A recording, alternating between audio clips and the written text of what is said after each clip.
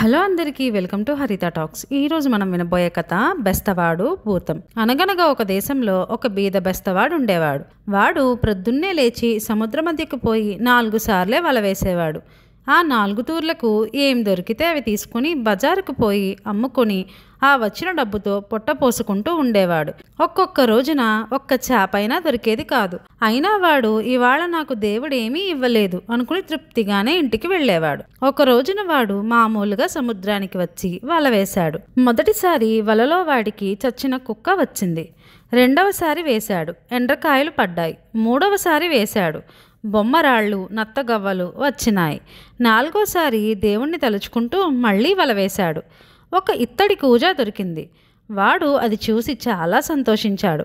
ఇది అమ్ముకుంటే 100 చేపల ఖరీదన్నా రాకపోతుందా అనుకున్నాడు. కూజాకు మూత వేసి చుట్టూ తాడు కట్టి ఉంది. అది చూడగానే వాడికి ఒక ఆలోచన కూడా తట్టింది. ఈ కూజా నిండా ఎవరైనా మొహరీలు పోసుకుని ఉండకూడదా అనుకున్నాడు. అనుకుని వాడు తాడు విప్పాడు. తాడు తీయగానే మూత దానంతటదే ఎగిరి వచ్చింది. బెస్తవాడు ఆశతో కూజాలోకి చూశాడు. అతనికి దాంట్లో పొగ తప్ప మరేమీ కనిపించలేదు. కానీ క్రమంగా అది బయటకు రాసాగింది. ఆ తర్వాత ఆ పొగంతా ఒక చోటుకు చేరి పెద్ద భూతమయ్యింది. పాపం బెస్తవాడు భూతాన్ని చూడగానే భయపడి పారిపోదాం అనుకున్నాడు.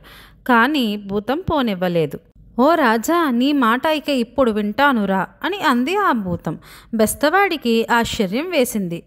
ఎవరిని నువ్వు పిలిచేది? నేను రాజును కాను అన్నాడు. నువ్వు సాలమరాజువు కాదా అని అడిగిందా భూతం. ఊహూ, ఆ రాజు 1000 ఏళ్ల కిందటే చచ్చిపోయాడు. నేను బెస్తరాజుని. ఈ మాట విని భూతం ఆకాశం దద్దరిల్లేటట్లుగా నవ్వి, బెస్తరాజువా నువ్వు? అయితే ఉండు, నిన్ను తినబోతున్నాను అన్నది. బెస్తవాడు గజగజ వణుకుతూ, నన్ను చంపుతావా? ఎందుకు? నిన్ను ఈ కూజాలో నుంచి వదిలిపెట్టినందుక?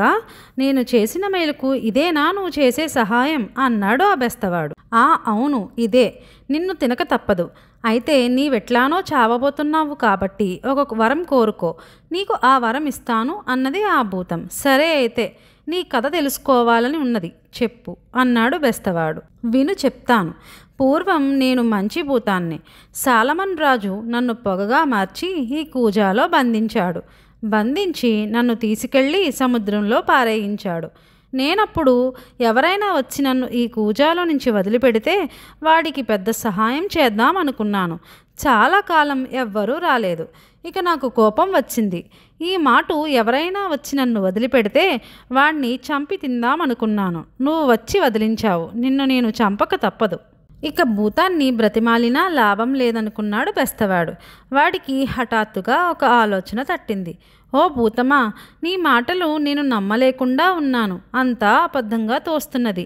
ఇంత పెద్ద భూతానివి ఈ కాస్త కూజాలో ఉన్నావంటే ఎట్లా నమ్మేది? నా కళ్ళతో చూస్తేనే గాని నేను నమ్మలేను అన్నాడు బెస్తవాడు. నన్ను నమ్మలేవా? అయితే ఉండి చూపిస్తాను అని ఆ భూతం మళ్ళీ పొగగా మారి కూజాలోకి పోయింది. పోయి, ఇప్పుడు నమ్ముతావా నా మాట అని అడిగింది. కాసేపు ఆగు, సరిగ్గా చూడనివ్వు నన్ను అని బెస్తవాడు గబుక్కన కూజాకి మూత పెట్టి తాడుతో గట్టిగా బిగించేశాడు. లోపల నుంచి భూతం లబోదిబోమనడం మొదలుపెట్టింది. ఓ బెస్తరాజా, నన్ను వదిలిపెట్టు, నిన్నింక చంపను, నీకెంతో ధనమిస్తాను అన్నది ఆ భూతం. నేను నీ మాట నమ్మను అన్నాడు బెస్తరాజు. బేతాళుడి తోడు, నిన్ను ఏమీ చెయ్యను, నన్ను వదిలిపెట్టు అని బ్రతిమిలాడింది భూతం. అప్పుడు భూతాన్ని బెస్తవాడు వదిలిపెట్టాడు. కూజాలోంచి మళ్ళీ బయటకు వచ్చి కూజాను ఒక్క తన్ను తన్నింది. కూజా ఎక్కడో సముద్రం మధ్యన పడింది.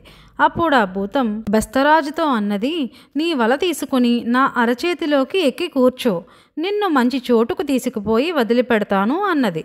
బెస్తవాడు అలాగే అరచేతికెక్కి కూర్చున్నాడు. భూతం అతన్ని తీసుకుని ఆకాశంలోకి ఎగిరింది.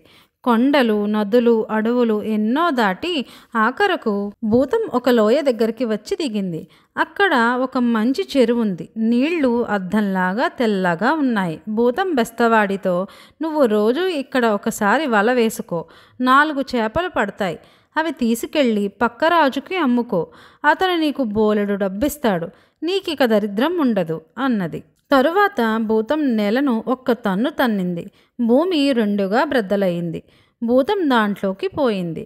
భూమి మళ్ళీ యథావిధిగా మూసుకుపోయింది. బెస్తవాడు రోజు అక్కడికొచ్చి వల వేసేవాడు. 4 రంగుల్లో 4 చక్కటి చేపలు పడేవి. అవి తీసుకువెళ్ళి పక్కనున్న రాజుకిచ్చేవాడు. ఆ రాజు వాటికి 400 మొహరీలు ఇచ్చేవాడు. పల్లెవాడి దరిద్రం తీరిపోయి భార్యాబిడ్డలతో హాయిగా బ్రతుకుతున్నాడు. ఈ కథలోని నీతి: సమయస్ఫూర్తితో అపాయాలను కష్టాలను కూడా అదృష్టంగా మార్చుకోగలిగితే జీవితం హాయిగా గడిచిపోతుంది. ఆలోచనలను మించిన ఆయుధం లేదు. కథ కంచికి మనం ఇంటికి. మీకు ఈ కథ నచ్చినట్లయితే లైక్ చేయండి. ప్లీజ్ డూ సబ్స్క్రైబ్ టు హరిత టాక్స్.